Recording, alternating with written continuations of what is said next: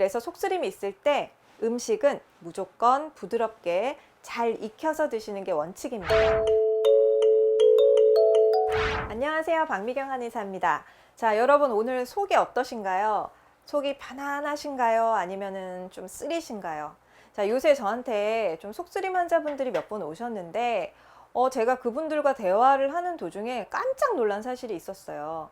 저는 당연히 아시는 줄 알고 그냥 뭐 한약 처방이나 침 치료만 해드리고 말려고 했었는데, 이야기를 나누다 보니까 이거는 상식이라서 다 아시는 줄 알았는데 오히려 정반대로 알고 계시고 잘못 알고 계시고 속쓰림을 악화시키는 나쁜 습관을 하고 계시는 분들이 많으셨던 거예요. 자, 지금 영상을 보시는 여러분들 중에서도 오히려 속쓰림을 심화시키고 속을 더 망가뜨리는 습관을 하고 계신 분들이 있을 것 같아요.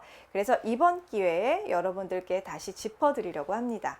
자, 내가 먹는 음식이 혹시 나의 속쓰림을 악화시키고 있진 않았나 한번 체크해 보시기 바랍니다. 자, 속쓰림을 악화시키는 속쓰림의 나쁜 음식 5가지입니다. 자, 첫 번째는 카페인입니다. 모닝커피 한 잔 혹은 오후에 믹스커피 한 잔 설마 안 드시고 계시죠? 네, 드시고 계신다고요? 그러면은 끊으셔야 되고요. 그 이유를 말씀드리겠습니다. 자, 카페인을 드시면 위산을 자극하게 되고 속쓰림을 유발하게 됩니다. 그래서 속쓰림이 원래 없었던 건강하신 분들도 평소보다 커피를 여러 잔 더 드신 경우에는 또 속쓰림이 생기는 경우도 있거든요. 그래서 카페인은 꼭 피하셔야 돼요. 그런데 간혹 선생님 저는 디카페인 커피 마시거든요. 그거 괜찮지 않아요? 이렇게 말씀하시는데 아닙니다. 땡입니다. 자, 디카페인 커피도 마찬가지로 산성을 띠고 있고요. 그래서 위장을 자극하기 때문에 아예 커피 종류는 안 드시는 것을 권해드립니다. 그런데 우리 주변에 카페인을 함유하고 있는 음료가 상당히 많거든요. 뭐 에너지 드링크도 있고요. 또 약국이나 편의점에서 파는 자양강장제 또는 녹차, 홍차, 보이차, 콜라, 코코아, 초콜릿 다 마찬가지니까 카페인을 함유한 음식들 꼭 주의하시기 바랍니다. 자, 두 번째는 기름진 음식입니다. 환자분들 이렇게 말씀하시거든요. 선생님 저는 속이 비면은 속쓰림이 심해져서 좀 끼니를 잘 챙기는 편이에요. 그래서 간단하게 감자튀김 이런 거 먹었어요. 근데 땡이죠. 절대 안 됩니다. 간단하게 끼니 때운다고 감자튀김 또는 뭐 고로케, 돈가스 혹은 치킨이나 피자 이런 거 드셨다고 하시는 분들이 계셨는데, 속쓰림의 최악의 음식이라면 바로 튀김 종류입니다. 지방 성분이 대량 함유된 튀김 같은 음식들은요, 위장에 오래 머물면서 위산이 오래오래 분비되게 만들거든요. 그래서 훨씬 더 점막을 손상시킬 수가 있고 속쓰림을 악화시키게 돼요. 더 나쁜 것은, 자, 이런 음식들은 오래 머물러 있다 보니까 그만큼 가스를 더 잘 발생시키거든요. 그래서 가스가 차니까 복부가 좀 팽만해지면서 위로 치받쳐요. 그래서 더욱더 위산이 역류하면서 식도까지도 아파질 수 있어요. 그래서 속쓰림이 심해지기 때문에 기름기가 많은 음식은 피해 주셔야 됩니다. 자, 세 번째는 과일입니다. 선생님, 과일은 몸에 좋은 거 아니에요? 뭐 식후에 한두 조각 먹으면 소화도 잘 된다고 하던데 뭐 이렇게 말씀을 하시고요.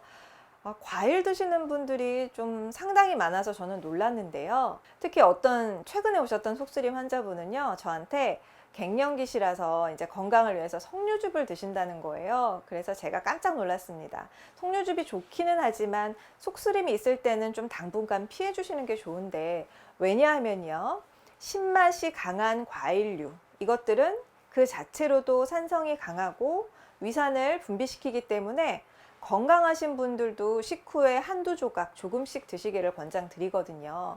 그런데 즙으로 드시거나 과일만 통째로 공복에 드시거나 하시면은 절대로 안 됩니다. 그래서 속쓰림이 있는 환자분들이라면 신맛이 강한 과일은 피해 주는 게 좋아요. 예를 들어서 신맛이 강한 과일이 뭐가 있을까요? 뭐 사과, 토마토도 시고 또 파인애플, 키위 같은 것들도 엄청 시잖아요. 그래서 이런 것들은 피하시는 게 좋아요. 그럼 대신에 과일 먹고 싶을 때는 어떻게 하냐고요?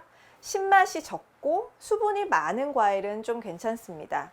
이런 종류로는 배, 메론, 참외, 바나나 이런 것들은 좀 드셔도 되니까 이런 과일들로 드시기를 추천을 드려요. 네 번째는 껍질입니다.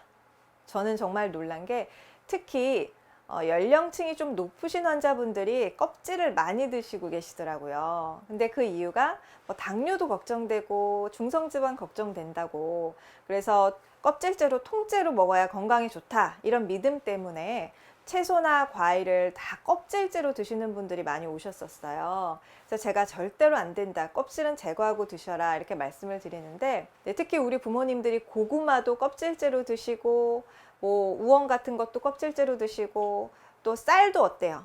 흰쌀은 안 된다고 현미 드시잖아요. 자, 그런데요, 속쓰림이 있는 분들은 절대 거친 음식 드시면 안 되고요, 부드러운 음식을 드셔야 돼요. 그러면 껍질은 어떻게 할까요? 당연히 다 제거하셔야 됩니다. 자, 위장 점막이 안 그래도 상처를 입고 얇아져 있고 속쓰림을 느끼시는 건데, 거기다가 자꾸만 좀 딱딱하고 거친 음식을 집어넣으면은 당연히 연약한 점막이 자극을 받지 않겠어요?